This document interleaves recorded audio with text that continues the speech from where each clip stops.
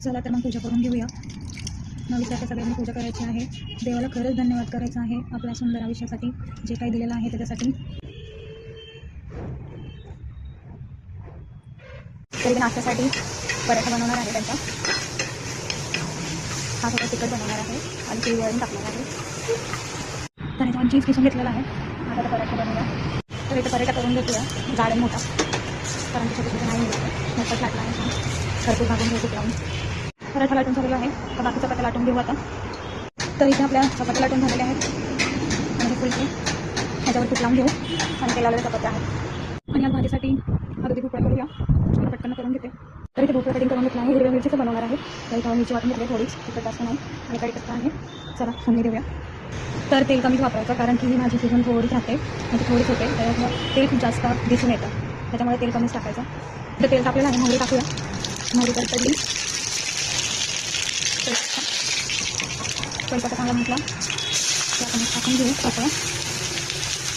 त्याच्यामध्ये मी जिरे नाही वापरलं, कारण की मोहरी छान लागतं. फ्राय करू मस्त.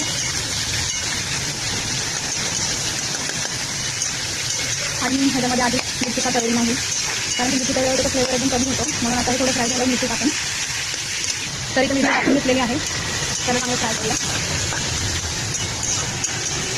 चांगलं फ्राय होऊन द्यायचं. आपल्याला सुकट करणार आहे मी, त्याच्यामुळे फ्राय होऊन द्यायचं चांगलं.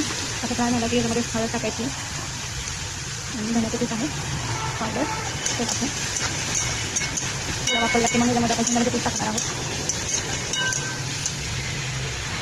तरी ते पण चांगलं फ्राय करून घ्यायचं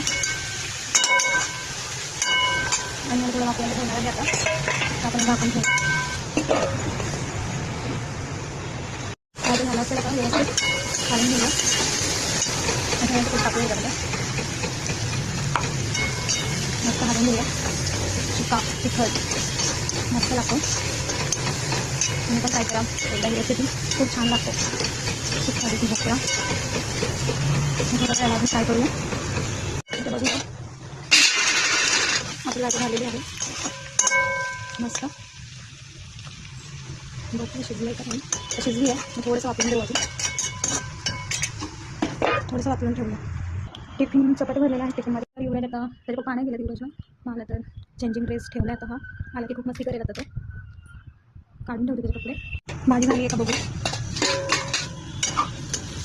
बोलला ना जास्त तेल होतं, ते पूर्ण भाजी आहे ना तेल सोडते, त्यामुळे कमी वापरायचं तेल. बघूया झाली का नाही. हा मस्त वापरला गेला आहे. दुधी भोपळा मस्त झणझणीत हिरव्या मिरचीचा कूट टाकलेला. खरंच तुम्ही एकदा ट्राय करा. तुम्हाला खूप आवडेल ही भाजी.